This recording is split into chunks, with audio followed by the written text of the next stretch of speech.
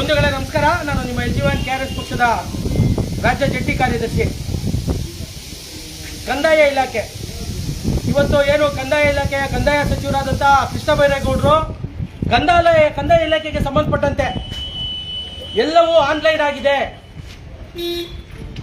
ಆನ್ಲೈನ್ನಲ್ಲಿ ಇವತ್ತು ಯಾವುದೇ ಒಂದು ನಿಮಗೆ ಕೆಲಸಗಳಾಗಬೇಕು ಅಂದ್ರೂ ಆನ್ಲೈನಲ್ಲಿ ಅಪ್ಲೈ ಮಾಡಿದ್ರೆ ನಿಮಗೆ ಆನ್ಲೈನ್ ಮುಖಾಂತರನೇ ಅಪ್ರೂವಲ್ಲು ಸಿಗುತ್ತೆ, ನಿಮ್ಮ ಕೈಗೆ ಡಾಕ್ಯುಮೆಂಟ್ಗಳು ಸಿಗುತ್ತೆ ಅಂತ ಹೇಳ್ತಾ ಬರ್ತಾ ಇದ್ದಾರೆ. ಅದೇ ರೀತಿಯಾಗಿ ಎಷ್ಟು ಬ್ರಹ್ಮಾಂಡ ಭ್ರಷ್ಟಾಚಾರ ಇವತ್ತು ರಾಜ್ಯದ ಯಾವುದಾದ್ರೂ ಒಂದು ಇಲಾಖೆಯಲ್ಲಿ ನಡೀತಾ ಇದೆ ಅಂದರೆ ಅದು ಹೆಚ್ಚು ನಡೀತಾ ಇರುವಂಥದ್ದು ಕಂದಾಯ ಇಲಾಖೆಯಲ್ಲಿ.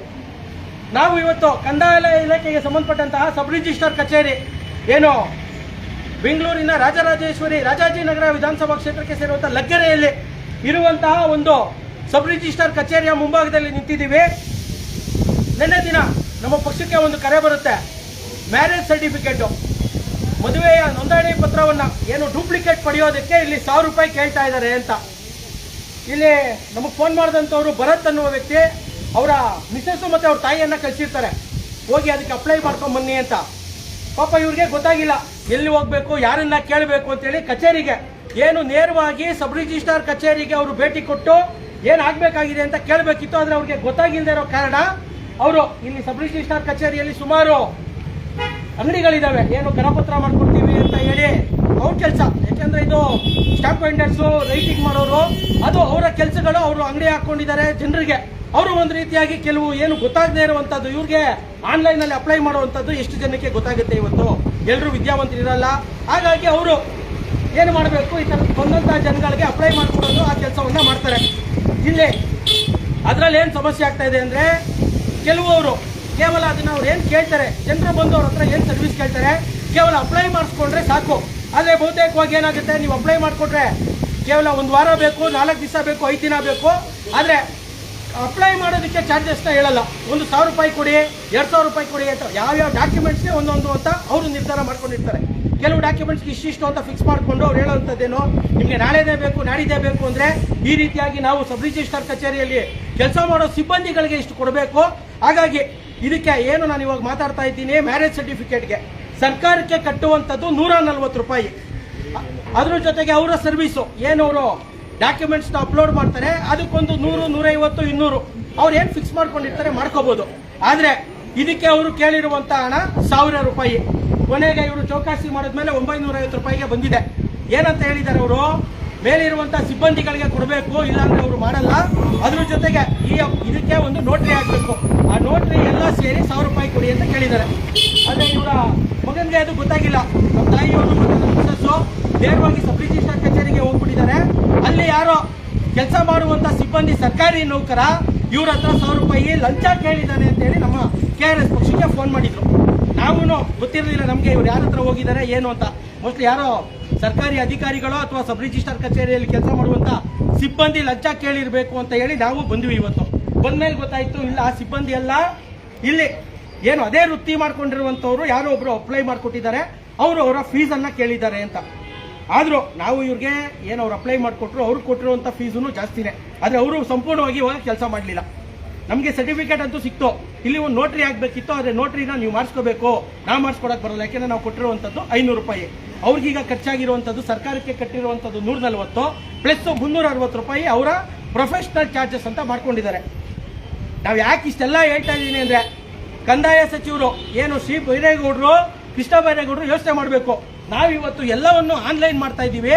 ಆನ್ಲೈನ್ ಮಾಡಬೇಕಾದಾಗ ಇವತ್ತು ಗ್ರಾಮೀಣ ಭಾಗದಲ್ಲಿರುವಂತಹ ರೈತರು, ಅವಿದ್ಯಾವಂತರು ಯಾವ ರೀತಿ ಅವ್ರನ್ನ ಡಾಕ್ಯುಮೆಂಟ್ಸ್ನ ತಗೊಳ್ಳೋದಕ್ಕೆ ಸಬ್ ರಿಜಿಸ್ಟ್ರಾರ್ ಕಚೇರಿ ಇರ್ಬೋದು, ತಹಸೀಲ್ದಾರ್ ಕಚೇರಿಗಳಲ್ಲಿ ದಿನನಿತ್ಯ ಜನರನ್ನ, ರೈತರನ್ನ, ಅವಿದ್ಯಾವಂತರನ್ನ ಶೋಷಣೆ ಮಾಡ್ತಾ ಇದ್ದಾರೆ.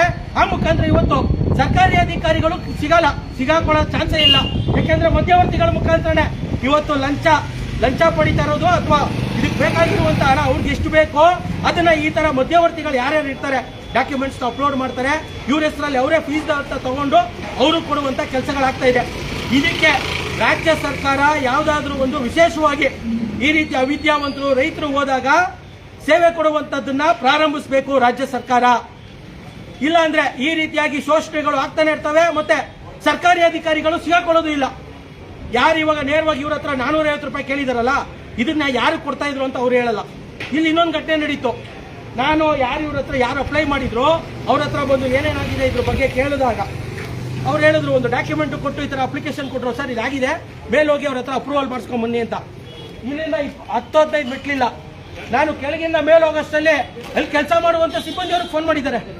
ಯಾರು ಅಂಗಡಿಗಳು ಇಟ್ಕೊಂಡಿರೋರು ಯಾರು ಇದನ್ನ ಅಪ್ಲಿಕೇಶನ್ ಅಪ್ಲೋಡ್ ಮಾಡಿದ್ದಾರೆ ಅವರು ಒಳಗಡೆ ಕೆಲಸ ಮಾಡುವಂತ ಸಿಬ್ಬಂದಿಗೆ ಫೋನ್ ಮಾಡಿ ಇಂಥವ್ರು ಬಂದ್ಬಿಟ್ಟಿದ್ದಾರೆ, ದಯಮಾಡಿ ಅವ್ರಿಗೆ ಪಟ್ಟಂತ ಮಾಡ್ಕೊಟ್ಬಿಡಿ ಅಂತ ಹೇಳಿ ಫೋನ್ ಮಾಡ್ತಾ ಇದ್ದಾರೆ. ನೋಡಿ ಯಾವ ರೀತಿಯಾಗಿ ನೆಟ್ವರ್ಕ್ ಇದೆ ಅಂತ. ಎಲ್ಲ ಅಡ್ಜಸ್ಟ್ಮೆಂಟ್ಸು. ಇಲ್ಲಿ ಇವರು ಪ್ರೊಫೆಷನಲ್ ಚಾರ್ಜಸ್ ಅಂತ ಇಸ್ಕೋತಾರೆ, ಜನರು ನಾವು ಇವ್ರ ಹತ್ರ ಕೇಳಕ್ಕಾಗಲ್ಲ, ಇವರೇ ಅವ್ರಿಗೆ ಕೊಡಬೇಕು ಅಂತ ಹೇಳಿ ಲಂಚನೂ ವಸೂಲಿ ಮಾಡಿಕೊಂಡು ತಿಂಗಳು ಪೇಮೆಂಟ್ ಮಾಡ್ತಾರೋ ದಿನ ಪೇಮೆಂಟ್ ಮಾಡ್ತಾರೋ ಗೊತ್ತಿಲ್ಲ. ಈ ರೀತಿಯಾದಂತಹ ಅವ್ಯವಹಾರಗಳು ಇವತ್ತು ನಡೀತಾ ಇರುವಂತದ್ದು. ರಾಜ್ಯ ಸರ್ಕಾರ ಏನು ಆನ್ಲೈನ್ ಅಂತ ಹೊರಟಿದೆ, ಆನ್ಲೈನ್ ಮುಖಾಂತರ ಏನೇನೋ ಅಪ್ಲಿಕೇಶನ್ಗಳನ್ನ ಸಬ್ಮಿಟ್ ಮಾಡ್ತೀವಿ, ಇಲ್ಲಿ ಲಂಚದ ವ್ಯವಹಾರ ಈ ರೀತಿಯಾಗಿ ನಡೀತಾ ಇದೆ. ದಯಮಾಡಿ ರಾಜ್ಯದ ಜನ ತಿಳ್ಕೋಬೇಕು, ಇದಕ್ಕೆ ಎಷ್ಟು ಡಾಕ್ಯುಮೆಂಟೇಶನ್ಗೆ ಚಾರ್ಜಸ್ ಆಗುತ್ತೆ ಅದನ್ನ ಕೊಟ್ಟು ಯಾರು ಆನ್ಲೈನ್ ಮುಖಾಂತರ ಮಾಡಿಸ್ತೀರಾ ಸೈಬರ್ ಸೆಂಟರ್ಗಳಲ್ಲೋ ಅಥವಾ ಯಾರ ಮುಖಾಂತರ ಮಾಡಿಸ್ತೀರಾ ಅವ್ರಿಗೆ ಅವ್ರ ಚಾರ್ಜಸ್ ಏನಿದೆ ಅದನ್ನ ಕೊಡಿ. ನೇರವಾಗಿ ಅಪ್ಲಿಕೇಶನ್ ಹಾಕಿದ ನಂತರ ಕೆಲವಕ್ಕೆ ಒಂದೊಂದು ಸಮಯ ನಿಗದಿ ಮಾಡಿದ್ದಾರೆ ಸಕಾಲದಲ್ಲಿ, 15 ದಿನ, 4 ದಿನ, 7 ದಿನ ಅಂತ. ಅಲ್ಲಿವರೆಗೂ ತಾಳ್ಮೆಯಿಂದ ಕಾಯಿರಿ. ಅಲ್ಲೂ ಆಗಲಿಲ್ಲ ಅಂದಾಗ ಕಚೇರಿಗಳಿಗೆ, ಸರ್ಕಾರಿ ಕಚೇರಿ ನೀವು ಅಲ್ಲಿ ಯಾವುದಕ್ಕೆ ಸಬ್ಮಿಟ್ ಮಾಡಿರ್ತೀರ ಆ ಕಚೇರಿಗಳಿಗೆ ಭೇಟಿ ಕೊಡಿ.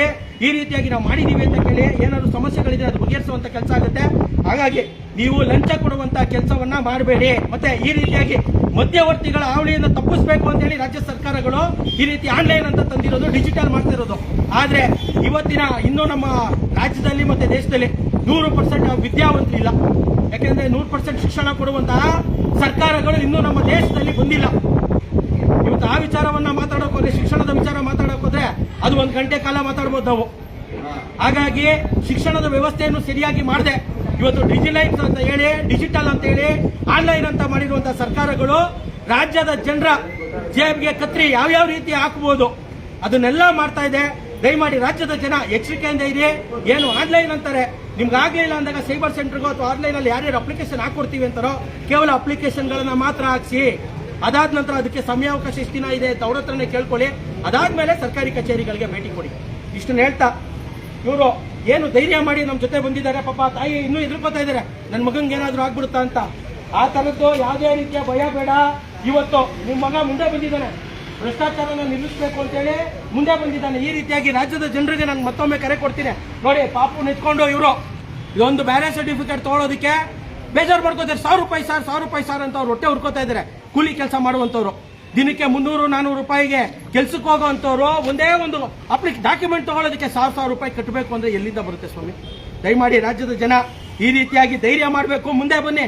ಯಾರೇನು ಮಾಡೋಕ್ಕಾಗಲ್ಲ. ನಾವೇನ್ ಕೇಳ್ತಾ ಇದೀವಿ, ಭ್ರಷ್ಟಾಚಾರ ನಿಲ್ಲಿಸಬೇಕು, ಲಂಚ ಮುಕ್ತ ಕರ್ನಾಟಕವನ್ನು ನಿರ್ಮಾಣ ಮಾಡಬೇಕು ಅಂತೇಳಿ ಪಣ ತೊಟ್ಟು ಹೊರಟಿರುವಂತಹ KRS ಪಕ್ಷಕ್ಕೆ ನೀವೆಲ್ಲರೂ ಬೆಂಬಲ ಕೊಡಬೇಕು, ಕೈ ಜೋಡಿಸಬೇಕು, ಧೈರ್ಯ ಮಾಡಬೇಕು.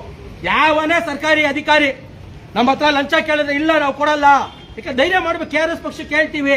ಇಲ್ಲ ಯಾರೋ ಮೇಡಮ್ ಹೇಳ್ತಾ ಇದ್ರು, ಏನು ಇದನ್ನ ಅಪ್ರೂವ್ ಮಾಡಿದಂಥವ್ರು, ಸರ್ ನಿಮ್ KRS ಪಕ್ಷದವ್ರು ಒಬ್ರು ಇದ್ದಾರೆ ಸರ್, ನನಗೆಲ್ಲ ಫೋನಲ್ಲಿ ಹೇಳ್ಬಿಡ್ತಾರೆ, ನಾನು ಮಾಡ್ಕೊಡ್ತೀನಿ. ಅವ್ರು ಯಾರು ಅಂತ ನನ್ಗೆ ನಿಜವಾಗ್ಲೂ ಗೊತ್ತಿಲ್ಲ. ವೆಂಕಟೇಶ್ ಅಂತೆ, ಲಗ್ಗೆರೆಯ ಏನು ಸಬ್ ರಿಜಿಸ್ಟರ್ ಆಫೀಸ್ಗೆ ಫೋನ್ ಮಾಡಿ ಕೆಲಸಗಳನ್ನ ಮಾಡಿಸ್ಕೊತಾ ಇದಾರಂತೆ. ದಯಮಾಡಿ ವೆಂಕಟೇಶ್, ನೀವು ಈ ಲೈವ್ ನ ನೋಡ್ತಾ ಇರ್ತೀರಾ, ಪಕ್ಷದ ಜೊತೆ ಹಂಗೆ ತೊಡಗಿಸ್ಕೊಳ್ಳಿ, ಪಕ್ಷದ ಕೆಲಸಗಳನ್ನ ಮಾಡಿ, ಪಕ್ಷದ ಪ್ರಚಾರವನ್ನ ಮಾಡಿ. ಬರೀ ಇಲ್ಲಲ್ಲ ನೀವು ಪ್ರಚಾರ ಮಾಡಬೇಕಾಗಿರೋದು. ಈ ರೀತಿಯಾಗಿ ನೀವು ಮಾಡ್ಕೊಂಡಿರೋ ಕೆಲಸವನ್ನ ಲೈವ್ ಮುಖಾಂತರ ಜನರಿಗೆ ಹೇಳಿ, ಹೌದು ನಾನು KRS ಪಕ್ಷದ ಹೆಸರು ಹೇಳ್ಕೊಂಡು ಈ ರೀತಿಯಾಗಿ ಕೆಲಸಗಳನ್ನ ಲಂಚ ಇಲ್ಲದೆ ಮಾಡಿಸ್ಕೊತಾ ಇದ್ದೀನಿ ಅಂತ ನೀವು ಒಂದು ಲೈವ್ ಮಾಡಿ ಹೇಳಿ, ಸಕ್ರಿಯವಾಗಿ ಪಕ್ಷದ ಜೊತೆ ತೊಡಗಿಸ್ಕೊಳ್ಳಿ ಅಂತ ಹೇಳ್ತಾ ಮತ್ತೊಮ್ಮೆ ರಾಜ್ಯದ ಜನರಿಗೆ ಯಾವುದೇ ಕಚೇರಿ ಆಗಿರ್ಬೋದು, ಸರ್ಕಾರಿ ಕಚೇರಿಗಳಲ್ಲಿ ಲಂಚ ಕೊಡದಲ್ಲೇ ನಿಮ್ಮ ಕೆಲಸವನ್ನ ನ್ಯಾಯಬದ್ಧವಾಗಿ ನೀವು ಮಾಡಿಸ್ಕೊಳ್ಳಿ.